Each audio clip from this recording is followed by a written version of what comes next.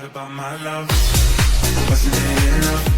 Just let me know. So if you guys don't know, and I'm not just doing this for you, Morgan, because I know personally, man, you are a Oregon Ducks fan, but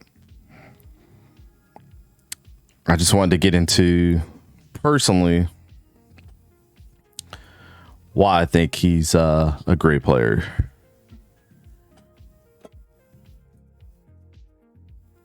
What's up, Jeff? About to start drinking milk the next couple of months. Watch, I'm start slinging the rock and playing quarterback. Milk is not going to help you get stronger or bigger. You know that, right? It's a big myth.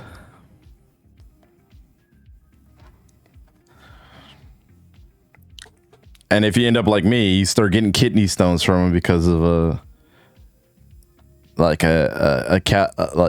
calcium buildup. How would it not? Actually, whole milk is not really good for you.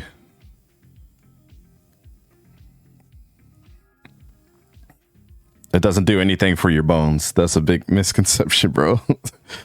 Do your research. But anyways, let's get into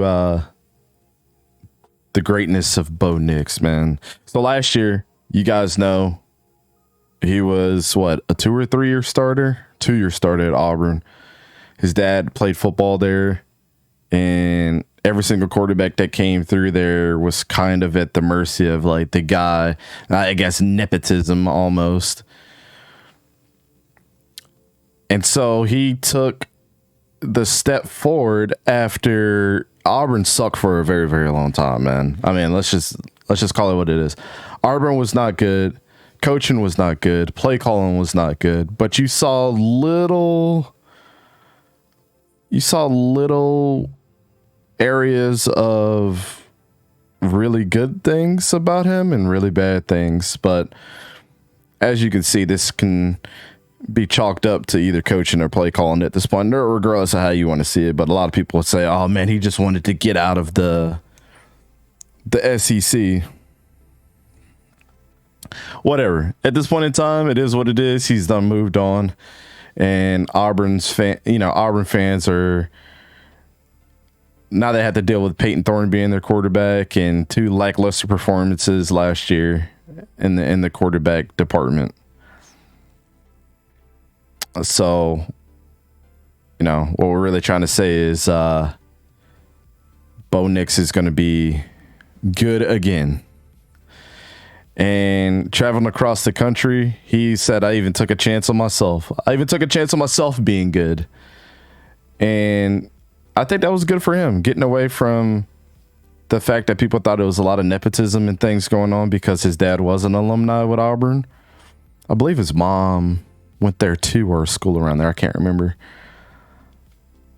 He has an adopted brother who he's going to be playing with this year. So that's going to be really cool for him. I believe he played at Troy. So he's going to be a wide receiver on that team. And tragically, last year, pretty much what everybody was saying was kind of like his best weapon on offense was Spencer Webb, who tragically passed away last spring and didn't really get to touch the field and build chemistry with Bo. His dad wasn't even that good at Auburn, but it is what it is, People are going to say what they're going to say about the situation, and this is just one of those situations where you can't really get around it. What's going on, man? What's going on? So with all that being said, man, if you think about a couple years ago, Malik Willis was on that team, and a lot of people say, well, Malik Willis didn't actually get a chance, and that's why he transferred out to Liberty because Bo Nix was there. To each their own. You can think whatever you want about the situation. It just is what it is. So, again, flash forward to last year.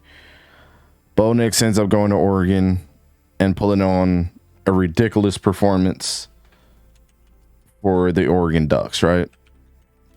He was only sacked 5 times last year. And people will say that is cap. Oh, he had a good offensive line. I forget where their offensive line ranked, but it wasn't that good. So let's just call out a little bit of stats about Bo Nix last year. 3,593 yards, 3,600 yards, actually. 8.8 yards a reception, pretty much, from his receivers. 29 touchdowns, 7 interceptions. That was just through the air.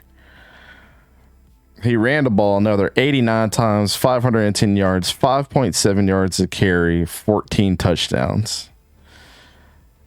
And he also had, fun fact, 2 receptions for 36 yards and a touchdown right there.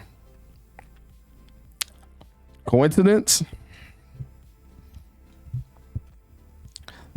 That was his first year. Again, I always try to ask people, name a receiver or a running back on their team from last year that you can think of off the top of your head. Now let's go to Caleb Williams. Think about all the weapons that he had there. Travis Dye, Jordan Addison, Mario Williams. And the list just keeps going on and on and on and on. And through all of this was what, Bo Nix's third offensive coordinator, I believe, on a completely different team. You also have the fact that Dan Lanning was his coach, first year coach, defensive coordinator from Georgia, came over. That O-line was ranked near 110, and he only got sacked 5 times. What does that tell you? Making plays on his feet, making his offensive line look good. And we still want to say, even though he didn't have the best of defenses, when you really think about it, I mean, people are high on Christian Gonzalez. You could say what you want. Well, let's pump the brakes here.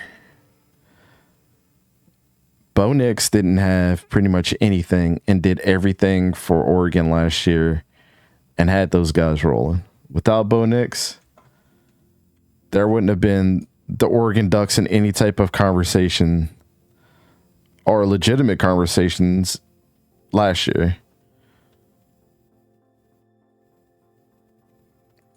Just wouldn't have been possible.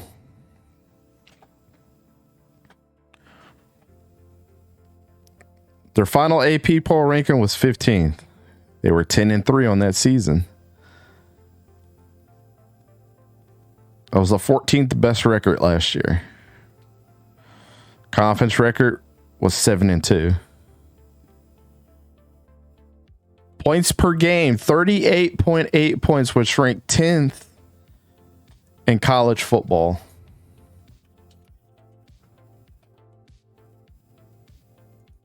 Tenth.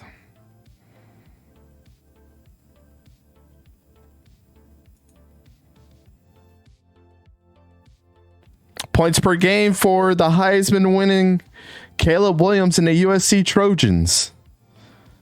Third out of 131 schools.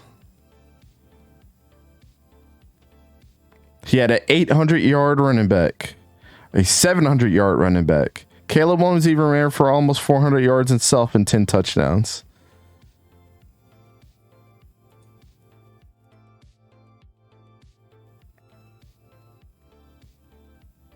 Bucky Irving was great last year. He was a 1,000-yard running back and a 700-yard running back. So, we'll call that one even.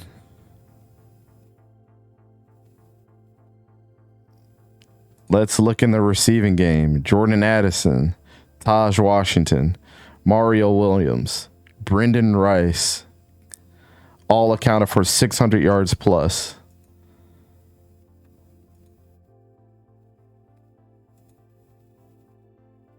Troy Franklin. He only had one receiver over 600 yards. Troy Franklin had 891 yards last year. Second up to him, Chase Cota with 497 yards and 3 touchdowns. Chris Hudson, 472, 0 touchdowns. If that doesn't put things into perspective there, I don't know what will. And to be the 10th in points, yeah.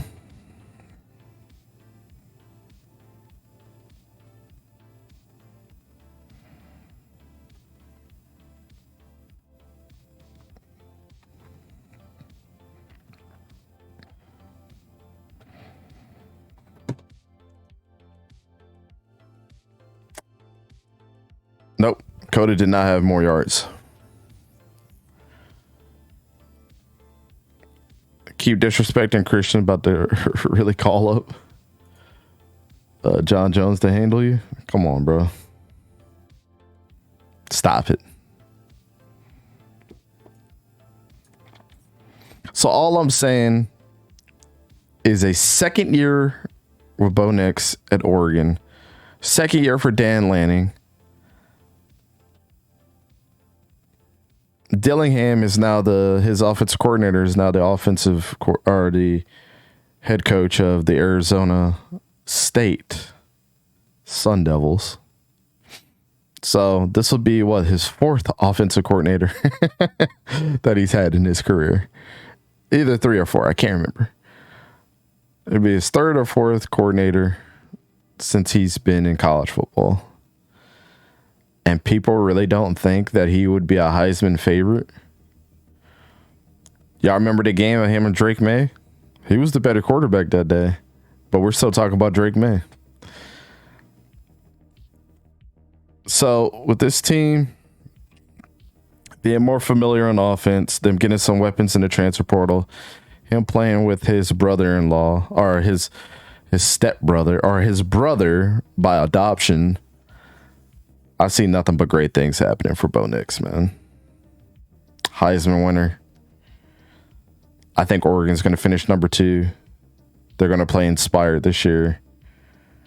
And I think they're going to be really, really good.